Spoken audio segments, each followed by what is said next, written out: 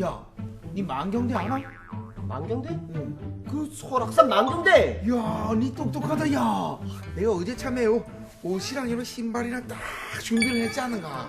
야, 니는 뭐 맨날 뭐 하기도 전에 뭐 장비부터 그래 마련하나? 뭘 하려 그러면 이게 원래 기본이야.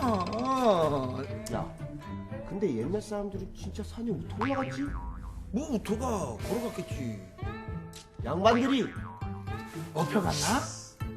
아니면 가마타고 간 거 아니나? 옛날에 로프도 없었을 텐데 뭐 어떻게 올라갔지? 뭐 없었지. 그래. 새끼를 이렇게 매가지고 쫄래쫄래 따라간 거 아니나? 에이. 야, 그러지 말고 오늘 시간여행 강원에서 자세히 알려준다니까. 한번 자세히 알아볼까? 진짜? 그래. 아, 이봐요. 아이, 얼른 가르쳐 줘봐요. 아이, 궁금해 죽겠어.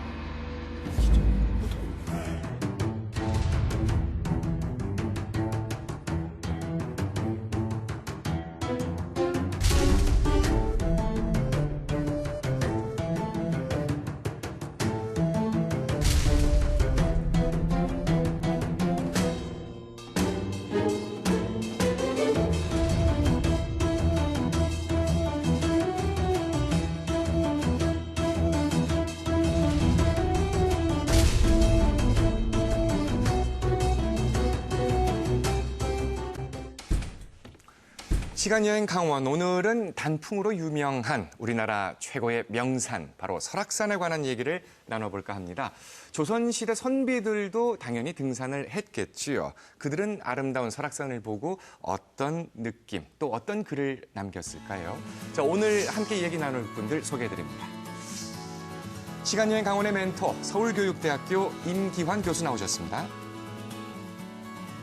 설악산 유산기를 모아 연구하고 정리한 분입니다. 강원 한문고전연구소 권혁진 소장 오셨습니다. 시간여행 강원의 비타민 논객, 호주 출신 한국인 최다미 강사님 어서 오세요. 설악산의 솜다리라고 유명하죠. 그 솜다리를 닮은 우리 MBC 강원 영동의 김서영 아나운서도 함께합니다. 솜다리랑 정말 닮았네요. 진심이세요? 에델바이스라고 하잖아요. 예. 자, 이 솜다리를 닮은 김서영 아나운서가 오늘의 키워드를 소개해 주시면 되겠습니다. 네, 오늘의 키워드는 바로 짜잔 이겁니다. 네, 키워드 그냥 책 아니고요. 그냥 책 아니고 우리가 여행을 다녀오면 이렇게 적는 거 있잖아요. 네. 이제 기행문.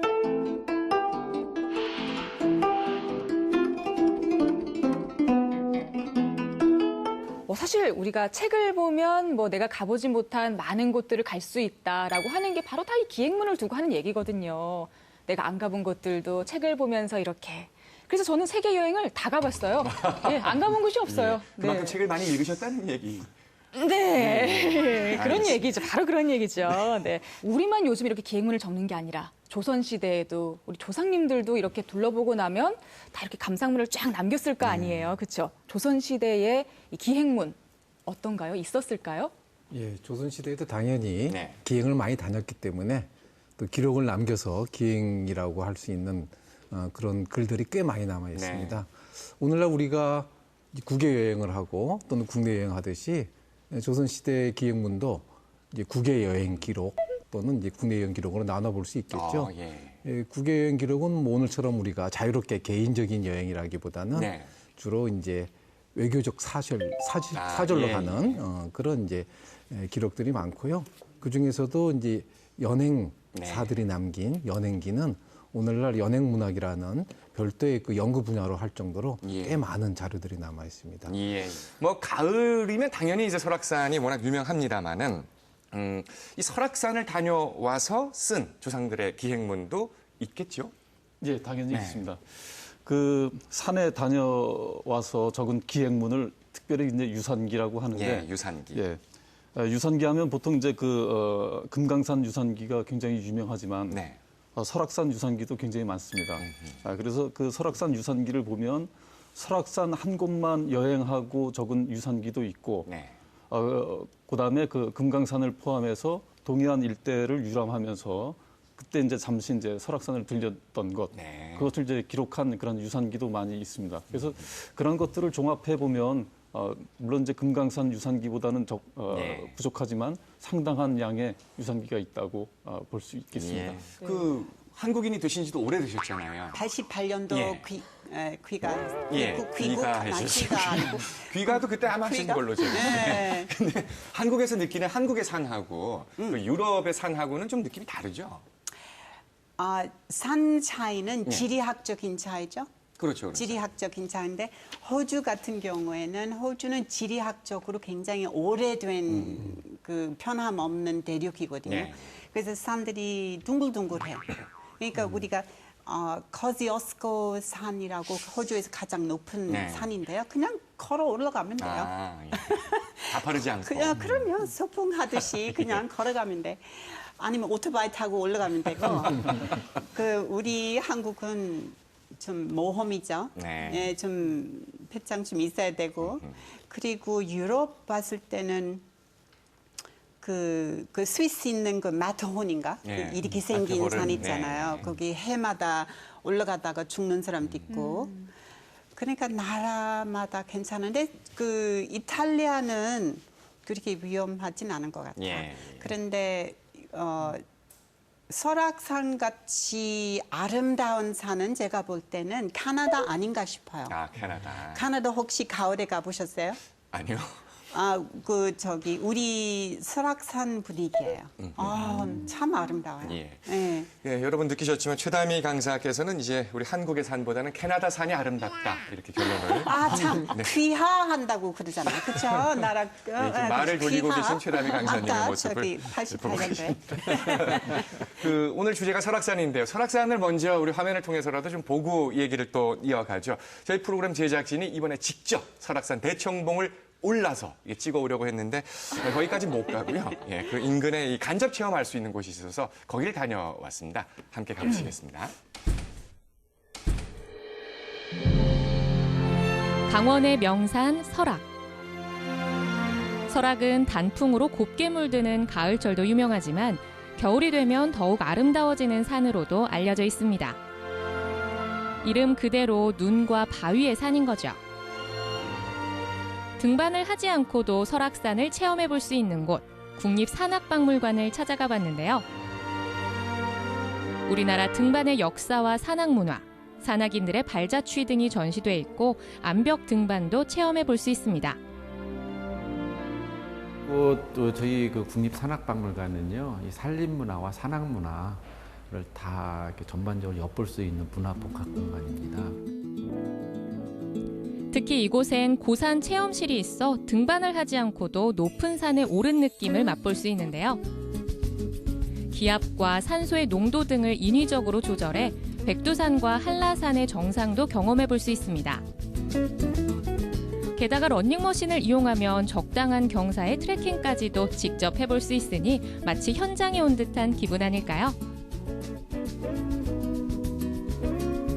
3층 전시실엔 근대 이후 등반의 역사를 한눈에 볼 수 있는 공간도 마련돼 있는데요. 백두산과 금강산, 설악산 같은 우리나라 주요 산의 등반 기록뿐 아니라 시대에 따라 변화해온 등반 장비, 또 어떻게 등반을 했는지 보여주는 사진과 마네킹까지 전시돼 있어 여명기부터 현대까지 등반의 역사를 한자리에서 만날 수 있습니다. 그런데 왜 하필 등반의 역사를 근대 이후부터 전시해 놓은 걸까요? 조선시대에도 산에 오른 선조들이 있었지만 등반을 위한 장비도 따로 없고 지금과는 그 의미도 달랐다고 합니다. 그래서 선조들이 남긴 등반의 기록을 모아 지난 2014년 개관 기념으로 유산기 특별전을 열었죠. 그때 그 유산기를 통해서 근대 등반 이전에 당시의 사람들이, 조선인들이 어떻게 산을 접했는가, 어떤 식으로 또 산을 찾아갔고 왜 갔는가, 또 누구와 같이 갔는가, 또 어느 산을 갔는가를 엿볼 수 있는 좋은 전시였습니다. 조선시대 유산기는 대부분 금강산을 다녀온 기록이지만 그 내용에는 설악산을 등반한 기록도 많다고 합니다. 산악과 산림의 문화를 전시한 곳도 둘러봤는데요. 선조들에게 산은 신앙의 대상이자 삶의 터전이었습니다. 특히 설악산은 우리나라 산악인들에게 특별한 의미가 있는 곳인데요. 해외 원정을 준비할 때면 겨울철 설악에서 훈련을 했다고 합니다. 그러니까 설악산은 우리나라 산악인들의 마음의 고향 같은 곳이죠. 우리가 알고 있는 지금의 등반은 1924년도에 시작을 했어요. 거의 이제 한 세기가 다가오고요. 그 이전까지는 유람이고, 그러니까는 조선 후기 때 보면은 계층과 계급 구성원에 관계없이 모든 사람이 금강산을 가고 싶어 했어요. 그러니까 유람 측면이 강했고요. 유자들, 즉 유학자들한테는 수양 차원에서 그 산을 많이 찾았습니다. 선비들이 찾아와 감탄을 거듭했던 강원의 명산 설악. 대청봉까지 등반할 엄두가 나지 않는다면 산악박물관에 들러 역사 공부도 하고 대청봉의 느낌도 한번 체험해보면 어떨까요? 날씨가 더 추워져 산이 흰눈으로 완전히 덮이기 전에요. 이 산에 다녀와서 적는 기행문을 유산기라고 이제 합니다. 그리고 우리 권 소장께서 말씀해 주셨던 대로 설악산 유산기도 금강산 유산기만큼은 아니지만 꽤 많다라고 하셨는데요. 언제부터 쓰여졌다고 봐야 되나요? 예, 보면 그 조선시대 그 전 시기에 걸쳐서 이제 창작이 됐다라고 네. 보는 것이 이제 맞을 것 같습니다. 최초의 그 작품을 보면은 1485년도에 그 남효온의 유금강산기라는 작품에 보면 요 설악산을 지나가는 그런 대목이 있고요. 17세기 그 중후반에 사면 김창읍 선생님이 이제 설악산에 이제 계시면서 그 문인들이 찾아오거나 그러면서 이제 그 설악산 유산기가 어떻게 보면 이제 급증하게 되는 거죠. 예, 그러면서 이제 그 조선 후기까지 계속 19세기까지 계속 이제 창작이 되게 됩니다. 그런데 이렇게 설악산 유산기도 여러 가지들이 있잖아요. 그중에서 좀 제일 재밌는 거? 좀 추천해주고 싶은 그런 거 있으면 소개를 좀 해주세요. 저는 그 제일 감명 깊게 읽었던 것이 금방 얘기한 그 사면 김창읍 선생이 1911년도에 작성한 그 유봉정기라는 것이 있습니다. 이거는 이제 물론 이제 내설악의 가장 그 아름다운 곳을 이제 여행했다라는 그런 측면에서도 이제 중요하고, 그다음에 사면 선생의 아들이 이제 금강산에 갔다가 이제 설악산에 이제 단풍을 구경하기 위해서 이제 영시함을 찾아왔습니다. 마침 그때 이제 사면 선생께서는 몸이 굉장히 이제 이렇게 좀 피곤하셨었나 봐요. 그래서 처음에는 이제 거절을 했다가 그 자식 이기는 아버지가 없듯이 그래서 이제 아들을 따라서 나서는, 그래서 아버지의 그 아들 사랑을 느낄 수 있는 그런 작품이 이제 유봉정기고, 그다음에 이것은 그 내설악의 그런 중요한 곳을 아주 굉장히 그 자세하게 이제 묘사를 했습니다. 그래서 뒤에 이제 설악산을 찾는 사람들이 이제 이거 뭐 안내서처럼 이렇게 들고 다녔던 작품이기도 하고, 그 이후의 사람들은 이 작품을 따라서 유산기를 짓게 되는, 그래서 저는 이 유봉정기라는 작품을 이제 권해드리고 싶습니다. 설악산도 보면 봄, 여름, 가을, 겨울마다 이 아름다움이 다 다르잖아요. 그럼요. 근데 금강산은 그 계절마다 이름까지 다르게 붙여가면서 그 아름다움을 좀 이렇게 그래요? 알 수 있게 해주잖아요. 근데 그렇구나. 설악산도 못지않게 아름답잖아요. 이렇게 좀 이름을 다르게 붙여놨던 그런 건 없어요? 있지 않았을까? 설악산이라고 하는 설악이라는 지명이 처음 나온 것은 삼국사기 제사지에서 나옵니다. 당시 신라는 전국의 명산 대천에 대사, 중사, 소사라는 이제 제사를 지냈는데 그 소사를 지내는 곳에 상악, 설악이라는 지명이 나옵니다. 상악은 금강산, 설악은 지금 설악산을 말하는 것이죠. 그래서 그 이름이 굉장히 오래됐다라는 걸 알 수가 있고요. 그 뒤에 설악산은 뭐 설산, 설봉산, 설화산 이렇게 이제 불렸는데 항상 눈설자가 들어가게 되어 있습니다. 그래서 그리고 또 설악이라는 이름에 대해서 조선시대 기록을 보면 동국 여지승남에 한가위에 덮이기 시작한 눈이 하지에 이르러 녹는다 하여 설악이라고 한다, 이런 기록도 남아 있고요. 또 다른 기록도 보면 설악하면 뭐 눈과 관련된 이런 기록으로 이제 남아 있습니다. 그래서 금강산하고 달리 뭐 이름이 바뀌진 않고 신라 시대부터 계속 초지일관 설악이라고 하는 것인데, 사실 눈 덮인 산은 많지 않습니까? 그런데 눈 덮인 산 중에서도 오로지 이제 설악만이 설악이라는 이름을 갖고 있다는 점에서 오히려 그 특징적이라고 할 수 있겠죠. 예. 이 유산기, 즉 기행문이 하나의 문학 장르로 이렇게 따로 분류가 될 정도로 우리나라에서는 이렇게 조상님들이 많은 작품들을 남기고 했는데요. 유럽도 이게 자체가 하나의 뭐 책이 돼서 출판되고 이런 경우들 있잖아요. 기행문요? 네. 그 여행문요? 그렇죠, 그렇죠. 그럼요. 네. 그 유럽 사람들이 남의 나라, 남의 그 저기 재산에 대한 네. 욕심이 많잖아요. 옛날에.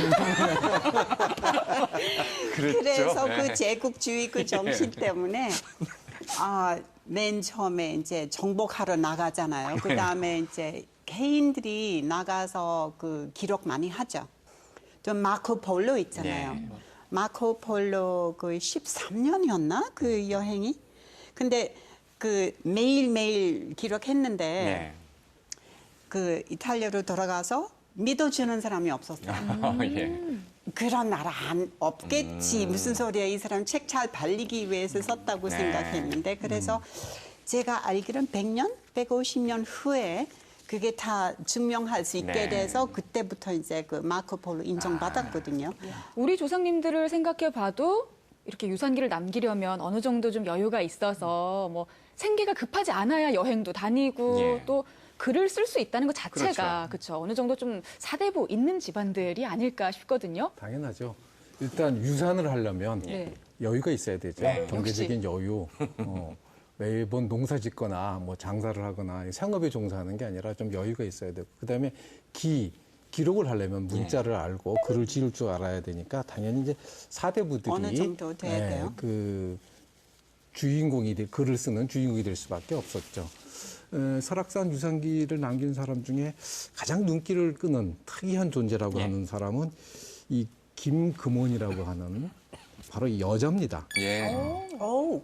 여자분도 유산기를 남길 만한 그 상황이 됐어요? 예, 사실은 거의 쉽지 않은 일인데 이분이 그것도 설악산을 돌아볼 때가 14살 때였습니다. 예, 예. 남장을 하고 김군이란 분이 이 원주 출신인데 네. 소실 서생이라서 신분적 제약들이 있습니다만 아마 굉장히 총명했던 것 같습니다. 예. 그리고 부모가 어릴 때부터 일찍부터 글을 가르쳐가지고 글도 깨우치고 있고 그래서 이 총명한 이 경륜 여자가 젊은 게 아니라 어리죠. 14살이면 부모와 허락을 받아가지고 단양팔경과 그다음에 이제 금강산, 설악산 이런 걸 두루 여행한 시를 짓고 글을 지은 그런 것들을 나중에 이제 모아서 호동선악기라는 그 책을 냈는데 이래서 이제 비로소 김곤이라는 분이 이 설악산 유산기에 한 부분을 차지하게 됐는데 아주 눈길을 끄는 인물이라고 할 수 있겠습니다. 예.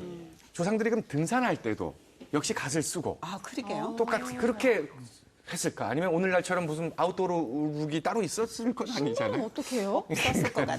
이제 등산을 해야지 이러면 따로 복장이 있었는지 저 그게 좀 궁금합니다. 그런 것은 특별히 없었던 것 같습니다. 그냥 평상시복으로 예. 난 양반이니 예, 그대로 갔고. 예, 그리고 뭐 요즘 같이 네. 그 걸어서 다 다니신 건 아니고 웬만한 거리는 다 이제 견녀라고 해가지고 앞뒤에서 그러니까 굉장히 그 술에 그럼 여러 사람이 예. 들지만 앞뒤에 두 사람이 이제 들을 수 있는 아이고. 그런 거를 이제 타고 예, 다니셨죠. 그렇군요. 진정한 의미의 등산은 아닌 것 같네요. 그러게요. 여러분도 궁금하실 겁니다. 우리 조상들은 그럼 과연 등산을 할 때 어떤 모습이었을까? 이 궁금증을 저희가 드라마를 통해서 한번 해소를 해볼까 합니다. 저희가 준비한 재연 드라마를 통해서 우리 조상들이 등산을 할 때의 모습을 한번 느껴보시겠습니다. 아이고 대감, 아니 얼마 전에 설악산을 다녀오시더니만 신수가 더 훤해지셨습니다. 그렇습니까? 그 좋은 기운과 맑은 공기를 쐬니 이 복잡했던 머리도 맑아지고 이 마음도 평온해진 것 같습니다. 네, 그런가요? 그래서 다들 설악산 하는 게지요. 아니 근데 너의 표정은 왜 그러하냐? 저는 아직 설악산을 못 가봤습니다. 아이고 맞다. 그 좋은 곳을 한 번을 못 가봤지. 대감, 다음번엔 우리 아드님과 함께 동행하시지요. 몸이 허약하여 차일피일 미루다 보니 함께 동행하지 못했습니다. 이제 몸도 많이 괜찮아졌으니 올해가 가기 전에 함께 다녀오도록 하겠소. 도련님, 아이 무슨 생각을 그렇게 골똘히 하시는지요? 칠보가 예. 내 조만간 설악산에 들고자 한다. 아이고, 아유 진짜 가시게요? 왜? 너도 내가 못 오를 정 싶으냐? 아니 그게 쉽지만은 않구만요. 제가 저번에 어르신들을 메시고 12폭포를 내려오는데요. 아니 길이 얼마나 험한지 아이고 그게 쉽지 않더라고요. 그리 험하다고? 예. 아 그럼 나보고 어쩌라는 거냐? 아 예. 아니 그럴 땐 이 밧줄이 요긴하죠. 이 밧줄을 이 도련님의 배와 허리에 둘러매시고 그 뒤에서는 한 사람이 잡아 당기고 이 또 앞에서는 이 어깨와 겨드랑이를 부여잡고서 하산하는 거죠. 그럼 평탄한 길로만 가면 되는 거 아니야? 아 이러신다니까. 그 양반분들께서는 이 평탄길에서도 두 발로 걷지를 않으십니다. 아 그럴 땐 남해를 타고 가시죠. 남영? 지겠군? 예예. 그거 남여승들이 매는 거 아니냐? 나 정말 이러신다니까요. 그 한 번은요, 그 오세암으로 들어가려는데 이 승려도 없지, 또 주위에는 또 백성도 없지. 아 그래서 어떻게 하겠습니까? 또 산속이라서 또 남여군도 없지. 그래서? 그래가지고 저 심리 밑에 있는 이 백성들에게 공문을 띄웠더니만은 저 심리 밑에서도 아니 그 밖에서도 오더라고요. 그러면 된 거 아니냐? 아 정말 이러신다니까. 우리 도련님께서는 온실 속의 화초라 잘 모르시는구만요. 정약용 선생님께서 지으신 시가 한 수 있습니다요. 시? 예. 어디 그 시 한 수 들어볼까? 사람들 가마 타는 즐거움은 알아도 가마매는 괴로움은 모르고 있네. 거푸른 저수지 절벽에서 내려다볼 때는 놀라서 혼이 나가 아찔하기만 하네. 가마꾼 숨소리 폭포소리에 뒤섞이고 해진 옷에 땀이 배어 속속들이 젖어가네. 밧줄에 눌려 어깨에 자국나고 돌에 채여 부르튼 발 미쳐 낫지 못하네.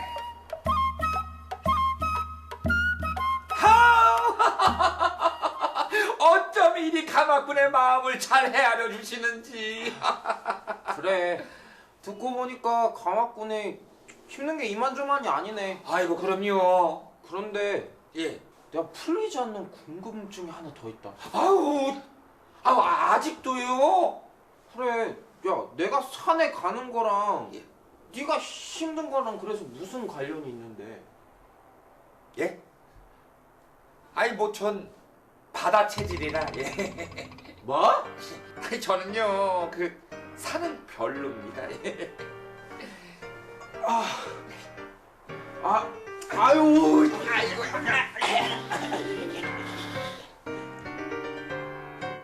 양반님네들이 산에 한번 행차하면 그만큼 아랫사람들 고충도 컸으니 산이 싫을만 하네. 등산 코스는 어떻게 됩니까? 지금 우리가 설악산을 등반하려면은 여러 코스가 있잖아요. 예. 출입지도 여러 개고. 아까도 말씀드렸지만 그 사면 김창읍 선생님이 이제 설악산에 들어와서 사시면서부터 이제 많이 달라지는데, 그래서 그 사면 선생 이전과 이후로 이제 나눌 수가 있을 것 같아요. 그 이전에는 설악산 심장부라고 할 수 있는 그 대청봉까지 가는 거는 극히 드물었고, 그래서 이제 한계령이라든가 미시령을 이제 통과하면서 멀리서 바라보는 것, 그다음에 이제 속초 양양 같은 경우는 이제 신흥사라든가 비선대 그런 정도까지 이제 와서 구경하는 것.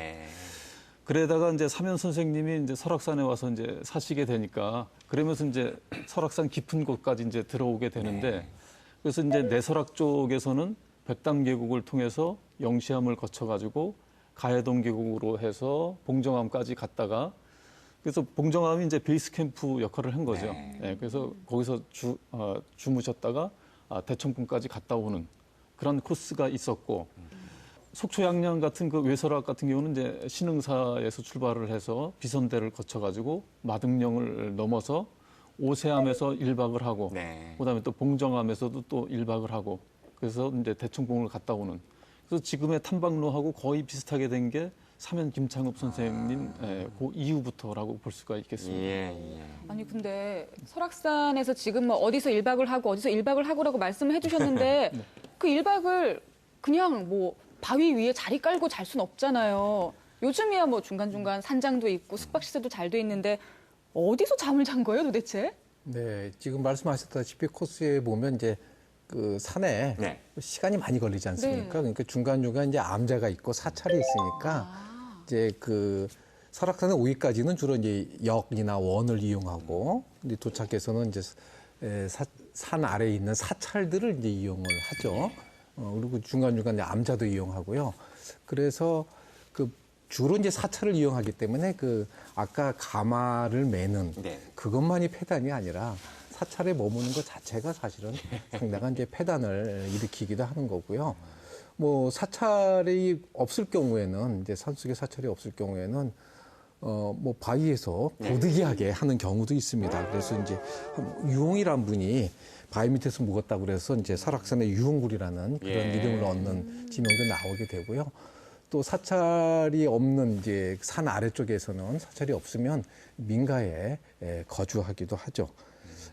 그래서 어쨌든 이 사대부들이 이 유산을 하게 될 경우에 사대부로서는 이제 나름대로의 산을 경관을 즐기는 거지만 그로 인해서 주변에 많은 분들은 어려움을 겪는 경우도 있다는 것이죠. 그 사찰이 없었으면 지금 우리나라 유산기의 한 80%도 없어지지 않았을까 싶기도 한데요. 그래서 사실은 그 설악산보다는 금강산이 더 많은 이 사대부들이 방문하는 곳이 되는 이유는 사실 금강산에 못지않는 풍광을 갖고 있는 게 설악산인데 이 금강산과 달리 설악산은 이제 암자나 사찰이 적어서 이 등산을 하고 유산을 할 때 좀 어려움이 있기 때문에 상대적으로 좀 적었던 게 아닌가 싶습니다. 자, 근데 뭐 밖에서 이렇게 자고 먹고 하는 것도 힘들지만 옛날 산에 호랑이도 있고, 그렇죠. 뭐 멧돼지도 있고 얼마나 무서워요. 그 갈 때 나하고 그 가마꾼들만 가면 왠지 굉장히 위험할 것 같거든요. 밤에 자고 있는데 뭐 호랑이라도 나타나면 어떡해요? 사냥꾼 같은 사람들은 안 데리고 다녔어요? 등산 팀을 꾸려야 될 거 아니에요? 예, 이은상의 그 설악 행각이라는 책을 보면은 거기 그 탐사대라고 할까요? 유람객들 중에 이제 포수도 데리고 가는 그런 경우가 있었습니다.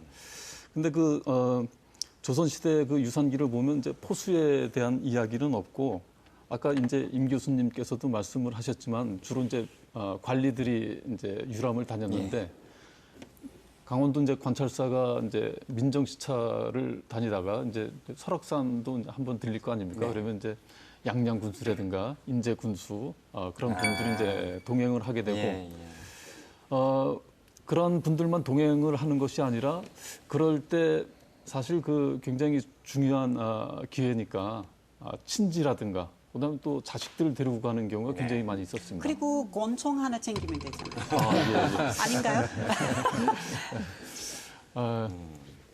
그래서 그 유산기 보면은 그 관리들뿐만 아니라 그 사대부들 이름이 좀 남아 있는 경우가 있고 특히 이제 그 설악산 이곳저곳에는 그 바위에다가 물론 이제 지금 시각으로 보면 이제 자연 파괴가 되지만 자기들 이름 적어놓은 것이 이제 굉장히 많이 있습니다.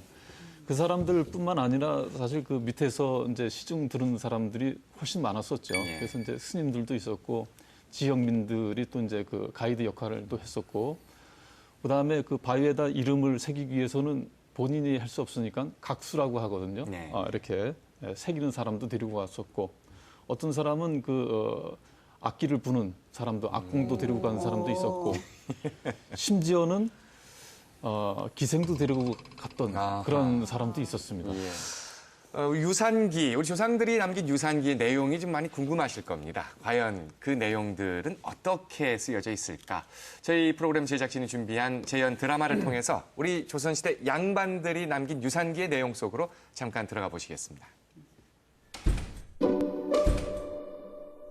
때는 바야흐로 1740년 6월. 관직보다는 문학의 뜻을 둬 일생을 탐승여행과 문필활동으로 보냈던 이가 있었으니 그는 바로 조선 후기의 시인 권섭이었다.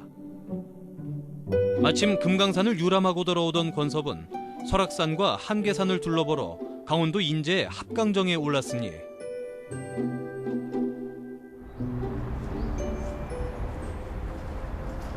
아이고, 어서 오십시오, 스프님. 아, 이리 기다리고 있었던 겐가. 고맙구만. 인사 올립니다, 선비님. 가마도 마련해 두었습니다. 그런가? 그럼 어서 가 보십시다. 예. 아니, 비가 듣습니다. 산에도 비가 올 징후가 가득합니다. 낭패로구만, 낭패야. 이 비 한 개만 아니면 산에 오를 수 있을 텐데 말이야.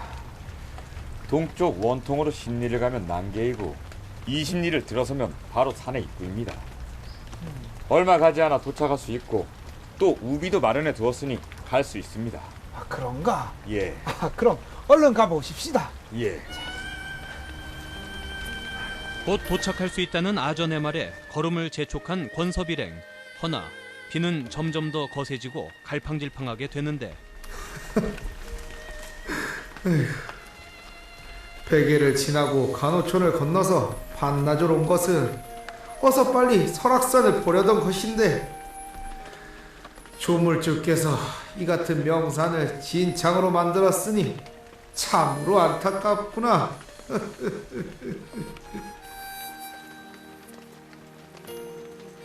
꼭 한번 가고자 했던 설악산을 지척에 두고도 날씨 때문에 포기해야 했던 권섭. 그저 말로써 안타까움을 표현할 뿐이었으니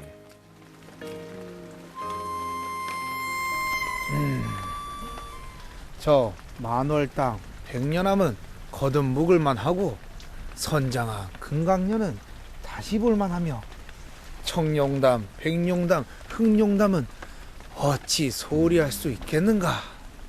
선배님, 만경대 4장을 지나면 매월당 김시습의 오세함과 영치함이 있고 대설악, 중설악, 서설악이 있는데 더욱 기가 막힙니다. 수렴동 위에 12폭포, 사자봉, 가야굴도 잘 아시는지요? 그만두세. 이 마음이 걷잡을 수 없을 터터이. 사명거사 곡백담이 가장 좋은데 아시는지요? 종룡담 위부터 수렴담 아래로 이 30리 사이 물이 맑고 기이한데 금강산 만폭도가 비교하면 어떻습니까? 12폭포 30림 위가 마하연 상류 골짜기보다 훨씬 더 낫지.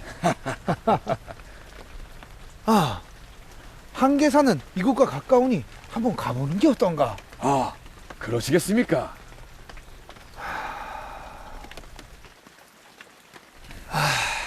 아닐세 아니야. 내 욕심만으로 모두를 힘들게 할 순 없지. 허허, 운명이로세. 그만 내려가세나. 결국 설악산도 한계산도 모두 포기하고만 권섭. 비록 설악산과 한계산에 들지는 못했으나 두 산의 온갖 빼어난 경치를 가슴속에 새긴 그는 집으로 돌아와 기행문 한 편을 남겼으니 그것이 바로 한계 설악 유한기였다.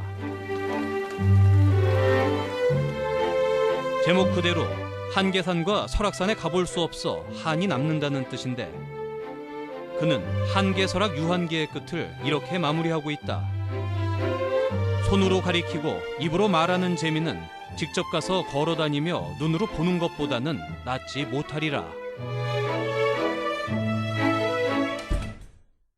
유산기를 꼭 남기지 않았더라도 이 산과 얽힌 유명인의 일화가 내려오는 경우도 많은데요.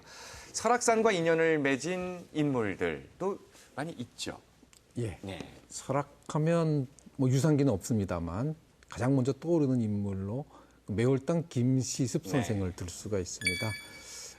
김시습 선생은 통상 우리가 생육신의 한 분으로 이제 알려져 있죠. 그러다 보니까 당대에 이제 저리가 높은 인물이라고 해서 이 추앙하는 인물이 많았고 네. 또 후대에도 많은 존경을 받았던 인물인데 이 김시습 선생이 뭐 전국을 다 돌아다녔습니다만 이 동해안 특히 또 설악산 이 일대에 많이 와서 이제 후대에 이 동해안이라든가 설악산을 여행하시는 사람들이 이 김시습 선생을 떠올리게 되고 그래서 이 김시습을 통해서 설악산이 아주 유명하게 됩니다. 그리고 이 특히 오세암이 있지 않습니까? 네. 오세암 전설은 다 아시죠? 예, 영화로도 한번 또. 그래요? 그 뭐 어린 네. 아이 그 설정 선사께서 예. 내려왔는데 어린 5살짜리 어린 조카가 겨우내 네. 그 불경을 외우면서 살아남아 있어서 오세암이라 그랬다라는 이런 이제 전설이 있는데 사실은 그 또 유산기를 보면 이 오세암이 그 김시습과 관련시켜서 기록이 남아 있습니다. 예. 왜 그러냐 하면 김시습 선생이 워낙 총명해서 5살 때 시를 지을 줄 알고 또 세종께서 그래서 불러가지고 시험을 해보고 네. 장차 크게 쓸 인물이니까 잘 가르쳐라 라고 했다고 해서 그래서 이제 오세라는 별칭을 얻었기 때문에 아마 오세암과 이제 김시습의 오세라는 별칭이 연결되어 가지고 오세암과 관련된 김시습의 이제 그런 전설도 같이 연관되어 있습니다. 예, 그런 걸 보면 이제 설악하면 이제 김시습 선생을 떠올릴 수 있고요. 그 다음에 이제 가장 근대에 들어서는 만해 한용운 선생을 들 수 있겠습니다. 그렇죠. 네. 이 백담사에서 만해 한용운 선생이 출가를 하셨고 거기서 이제 불교 유신론을 지으셨고 또 님의 침묵이라는 그 유명한 시집도 탈고를 하셨죠. 예. 설악산을 찾았던 우리 선비들의 어떤 뭐 공통된 느낌, 소회, 주제 어떻게 우리가 정리하면 글쎄, 그 설악산에 대한 평가는 다양한데 일단 그 고려 시대 때의 안축이라는 분의 그 평가를 보면은 수려하면서도 아주 장엄하다라고 이제 평가를 하셨고요. 그다음에 그 조선 시대에 들어와서 매월당 김시습 선생 같은 경우는 이제 옥자마가 핀 것 같다. 그러니까 굉장히 아름답다라는 그런 의미가 되겠죠. 그다음에 그 최남선은 그 이제 절세 미인이다. 그래서 아주 굉장히 아름다운 그런 평어가 대부분이었습니다. 그렇죠.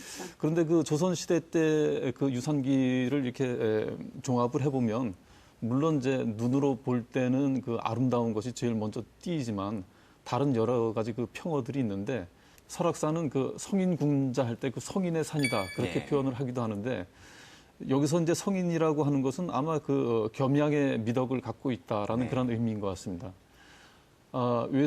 특히 내설악에서 이제 여행할 때 보면은 봉정암까지 갔는데도 불구하고 이제 대청봉이 안 보이거든요. 중청봉에 가야지만 이제 대청봉이 보이듯이 그렇게 뭐 이렇게 자기가 갖고 있는 것을 쉽게 보여주지 않는 뭐 겸양의 미를 갖고 있기 때문에 성인의 산이다 이렇게 표현을 한 경우도 있고 그다음에 또 한 가지는 설악산의 그 물은 그 예측하기가 어렵다. 그래서 신령하다 해서 신령할 영자로다 이제 표현을 한 경우도 있는데 대승폭포라든가 토항성 폭포 같은 그런 물, 그다음에 수렴동의 그 아주 그 수많은 그 폭포들 그런 물에 주목한 사람들은 또 신령하다라고 그렇게 또 표현을 하기도 했습니다.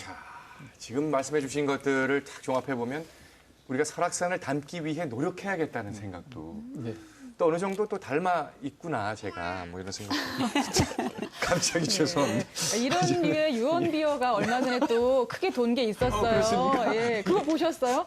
외국인 관광객들이 거기 흔들바위 놀러 와가지고서 맞아, 흔들바위를 막 다 같이 막 이렇게 해서 막 떨어뜨렸다. 예, 맞아요. 잠깐 에피소드였지만 그럼요. 이게 해프닝이었지만 깜짝 놀라기도. SNS를 타고서 막 엄청 세상에. 퍼졌어요. 근데 거짓말이었거든요. 예. 근데 다 이게 이런 류의 뭔가 재밌는 이야기들이나 뭐 또 전설 같은 것도 있잖아요. 뭐 울산바위가 열심히 빨리 가고 싶었는데 차마 금강산까지 도착을 못하고서 주저앉았다더라. 이런 얘기들 우리 지금 되게 재밌잖아요. 우리 조상님들도 혹시 이런 류의 전설 같은 걸 알고 있는 게 있진 않았을까? 뭐라고 생각하셨을까요? 이런 것들을? 글쎄요, 이제 울산바위에 대한 널리 알려진 이야기는 이제 그 아나운서님께서 말씀하신 그건데 그 유산기에 그 표현된 그 울산바위는 이제 그런 표현은 없고 울산할 때 울자를 이제 울타리로 이제 표현을 했습니다. 울타리처럼 이렇게 예, 그렇게 생겼습니다. 그래서 울타리를 뜻하는 한자가 이제 울타리 리자거든요. 그래서 네. 리산이라고 표현을 하기도 했고, 그다음에 하늘에서 이제 비가 내리려고 하면은 먼저 지금 이제 울산바위죠. 네. 그 울산바위가 알고서 먼저 이제 소리를 냈다고 합니다. 그래서 하늘 천자에다가 울 숫자를 써서 천후산이라고 이제 불렀었죠. 그래서 천후산이라는 명칭이 제일 많이 쓰였었습니다. 근데 지금은 어떻게 보면 이제 울산바위라고 하면은 하나만 의미하는데 네. 산에서 바위로 좀 격화된 그런 느낌이 있어서 저는 천우산이라는 이름을 다시 썼으면 어떨까 그런 생각을 개인적으로 했었습니다. 예. 김유라는 분의 그 유풍악기에 보면 이런 대목이 있습니다. 제가 한번 읽어보겠습니다. 네.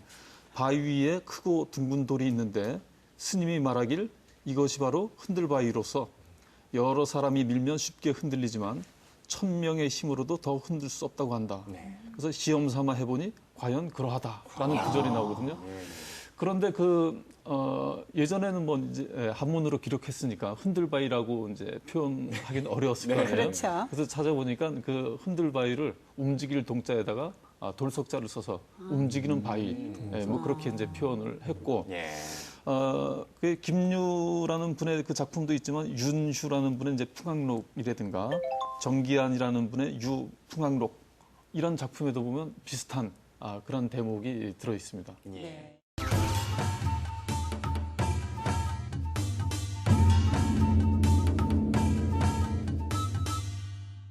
울산바위와 비슷한 이야기를 좀 해볼까 합니다. 전설과 비슷한 이야기입니다. 설악산에 울산바위가 원래 있던 곳이 아닌데 저 금강산으로 가려다가 여기 이제 그까지 가지 못하고 여기 머물게 됐다. 뭐 이렇게 짧게 얘기하면 그런 전설인데요. 이 설악산을 만드는 창조의 힘을 가졌다 이거예요. 지금 우리가 그렇게 가정을 해보는 겁니다. 설악산을 구성할 수 있어요. 오늘 그런 권한을 드리는 겁니다. 그래서 이제 울산바위를 거기다 갖다 놓은 것처럼 지금 설악산 이 자체로도 이미 아름답지만 여기에 전 세계 지구촌 어디든 좋습니다. 어느 산이든 어느 곳에 있던 그 바위든 좋고 무엇을 가지고 여기 하나 더 어디 딱 배치하면 더 멋지게 될 수 있을까 그런 권한을 한번 드리고자 합니다. 지금 지그시 눈을 감고 세계를 떠올리시는 김서영 아나운서 과연 어떤 답이 나올지 궁금합니다. 첫 답의 주인공이십니다. 네, 오늘 또 저의 이 무력에 찌든 모습을 또 만천하에 공개할 것 같아서 조금 두렵습니다만 일단 저는 겉모습은 지금 설악산 이대로도 너무너무 아름다워요. 그래서 저는 우리나라의 이런 경제적인 면까지 고려를 해서 한 몇 해 전에 중국에서 어마어마한 금광이 발견이 됐거든요. 그런 산맥을 하나 뚝 떼다가 설악산에 심어놓고 싶어요. 금은 거짓말을 하지 않거든요. 지하 자원으로 가야 됩니다. 우리나라의 경제력을 위해서 겉으로는 아름다운 자연 그리고 땅 속으로는 아주 부유한 지하 자원 얼마나 좋아요. 명답입니다. 금은 거짓말을 하지 않거든요. 이 말을 오래오래 기억하고 있습니다. 자, 우리 최다미 강사께서는 저는 용필이 오빠 좋아하거든요. 조용필 씨가 진짜 오빠가 갈 수 맞습니까? 있어요? 그 조용필 노래 중에 킬리만자로의 표범. 우리 설악산은 너무너무 아름답잖아요. 그렇죠? 근데 겨울에는 눈이 다 녹아요. 그래서 설악산 여기 있으면 바로 여기 조금 이렇게 해서 킬리만자로 여기 딱 가운데 갖다 놓으면 우리가 여름에도 등산해서 눈도 즐길 수도 있고 물론 그 표범 때문에 곤충 하나 사놔야 되겠지만 좋지 않을까 싶어요. 그래서 킬리만자로 산의 한 자락을 갖다 놓고 설악 킬리만자로로 만들고 싶다. 여름에도 눈 즐길 수 있게. 표범은 두고 오는 걸로. 아니, 싫어요. 표범도 가지고 오는 걸로. 아니, 그 조용필 씨는 싫어하실 것 같은데. 파괴되잖아요. 설악산은 생태계가 파괴될 텐데. 아니요, 한 10마리만. 10마리나? 10마리면 그것 때문에 설악산을 찾을 분들은 이제 다 안 올 것 같아요. 무서워서. 뭐 총기 허용 국가로 또 바뀌었네요. 그러면 그 울타리 안에 이렇게 동물원처럼. 점점 일이 커지고 있습니다. 자, 일단 킬리만자로를 옮겨오는 것 정도로 마무리하겠습니다. 뭐 설악산 유산기를 늘 공부하신 분이시니까 권혁진 소장께서는 예, 저는 그 설악산은 그 설악산만의 그 아름다움이 있다고 생각합니다. 예, 벌써 시작부터 네. 두 분하고 대답이 다르잖아요, 벌써. 물론 예, 그래서요?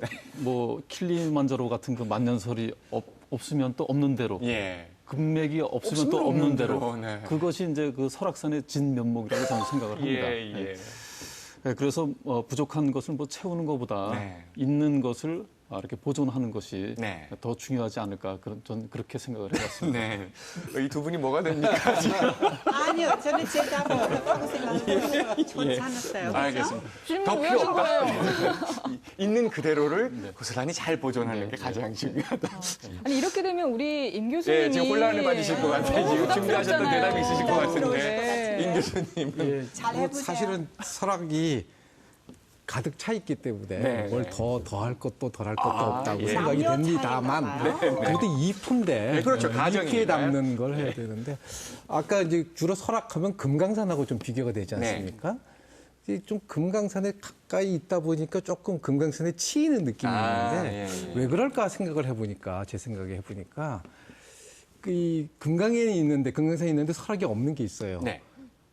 해금강이라는 게 있지 않습니까? 예. 설악에는 그게 없어요. 이 울산바위가 올라가지 말고 그냥 바닷가에 있었으면 그게 참 멋있었을 텐데 이게 조금 더 올라가는 바람에 울산 바위가 되는 바람에 좀 아쉬운데 그래서 이제 설악에 바다에 무언가를 있으면 좋겠다고 생각하는데 또 이프가 또 세계에서 가져온다고 하는 거니까 그렇지, 이쁘니까. 바다의 멋진 것 중에 하나가 저는 이 베트남의 하롱베이 예. 아주 멋있다고 생각을 해서 이 하롱베이를 사 옮겨가지고 설악 앞바다에 쫙 깔아놓으면 역시 그 또 설악과 그다음에 그 푸른 하롱베이의 청악이 어울리는 설악과 청악이 어울리는 더 멋진 광경이 펼쳐질 수 있지도 않을까 이쁘니까 상상을 해봅니다. 그러네요. 오늘 시간여행 강원 설악산 얘기를 해봤는데요. 오늘 흔들바위 얘기도 하고 했습니다만 이 설악산을 거쳐갔던 또 발을 디뎠던 수백 수천 년 전 우리 조상들의 모습들을 우리는 기억 못해도 그 바위들은 다 보고 기억을 하고 있을 것 같습니다. 그래서 산은 영원히 우리 곁에 존재할 수 있는 힘을 가진 것 같습니다. 시간여행 강원 오늘은 여기까지입니다. 고맙습니다.